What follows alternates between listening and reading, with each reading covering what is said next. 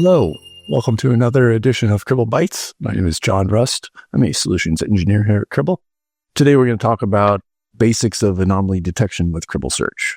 Before we get too deep into it, just a quick overview of where Cribl stands today with our product suite. Cribl Stream was our first product, Grand Central Station for your logs. We can route, transform, filter, aggregate, reshape, do whatever you need to do to your data on the way to its destination. So we sit between your sources and your destinations. Cribl Edge was our take on the collection agent. So it's a replacement for like Vector or FluentBit or FileBeats. You don't have to use it. You can use any collection agent you want. It just gives you superpowers. Cribl Lake is a nice and easy to use front end to manage object store. So it puts control of object store into the logging team, makes it very easy to do. You don't need to be a cloud expert to know how to do that. And then search wraps a big bow around the whole thing. So you can search data where it rests. You don't need to move data first. It's a federated search. So we can hit object stores. We can hit APIs, sort of a place to start your search. It's not a replacement for your system analysis. It's an augmentation to it. So not all your data is going to be in the system analysis. Maybe you'd like to enrich the data from an Okta query or something like that before you forward it on to your system analysis. So you can locate that data, massage it, get it into an acceptable data set, and then forward it off to your system analysis. Or you can even do some basic reporting, and that's what we're going to do today inside Cribl Search. Before we get into the reporting, let's talk about normal distribution, because we're going to be basing our search on that. Normal distribution is that classic bell curve. So in the middle, you've got the mean or the median, or you go with mean. And the further away you get from the mean going either direction, the less likely the reading is to happen, right? So if you're 2 standard deviations away, there's only a 5% chance that's going to happen. If you're 3 standard deviations away, it's more than 99% chance that that's not going to happen. And I'm not saying your data is normally distributed. There's a chance it is. But this is an illustration. It's a good starting point. You might want to use this strategy for some of your data. Some may not fit into it. So it's going to be trial and error for you. And finally, last slide, before we get into it, I want to talk about the ingredients we're using here. So I'm basing this on Cribl Cloud. It's free to sign up for. You can pause the video right now, go to Cribl Cloud, and sign up for your own account for free forever. And you can follow along then. We're using Stream, Lake, and Search. And then we're going to be using the following commands. So extend creates new fields based on expressions that get added to each row of the event set. Summarize takes all the rows and event sets and creates a new event set. So it's going to base its calculations on the existing event set and then replace that event set with a fresh set. Eventstats is similar to Summarize, except instead of replacing the data set, it's going to add to the data set. So it's add new columns based on those summarizations that you give it. And where is going to filter an event set to show you only those rows, those events that match the filter you specify. And all this is in our docs. Let's get into Cribl Cloud. So before I get into actual search, let's talk about where the data is coming from. So I've got a worker group here in Stream. I enabled internal metrics with the defaults. The one thing I've done is I'm passing it through our roll-up pipeline that comes default with Stream. And I've modified that a little bit to throw an anomaly in there. So we're sure to get some weird data that we can flag in our testing here.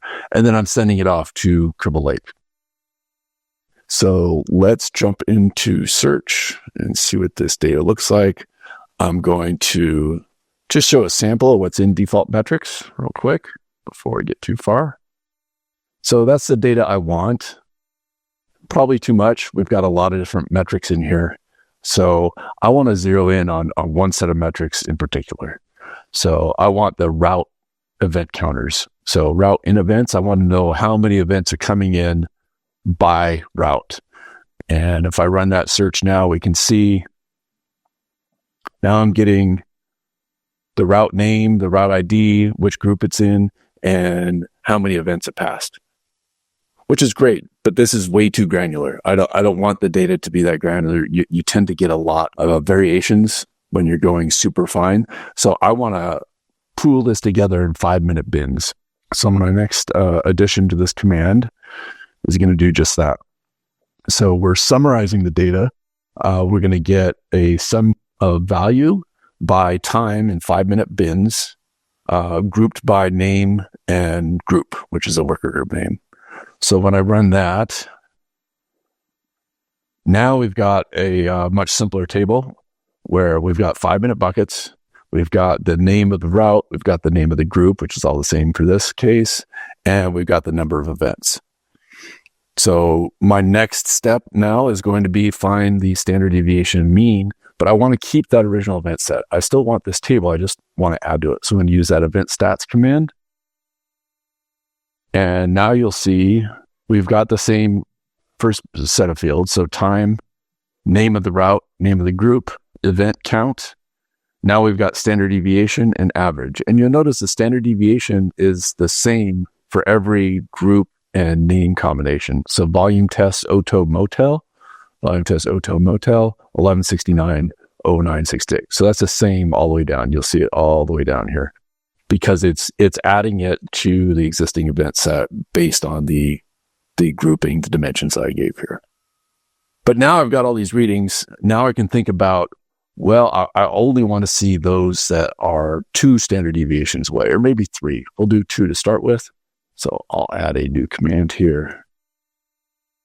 So I'm only showing those rows where events is greater than average plus standard deviation by times 2, or less than average minus standard deviation by 2. So we're going on either side of the mean, and you see I've got 5 events here that might be concerning.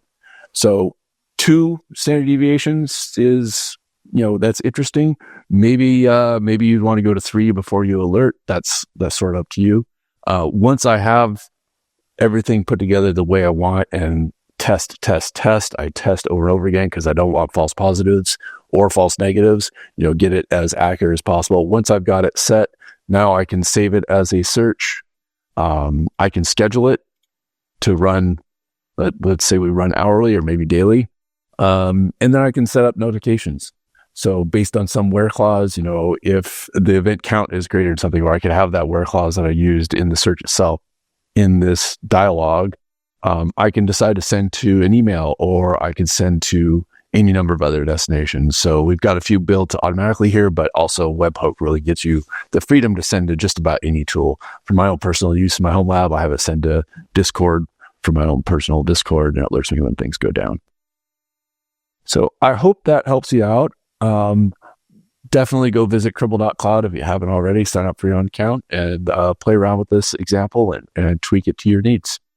I'll see you in community Slack, and I hope you have a nice day.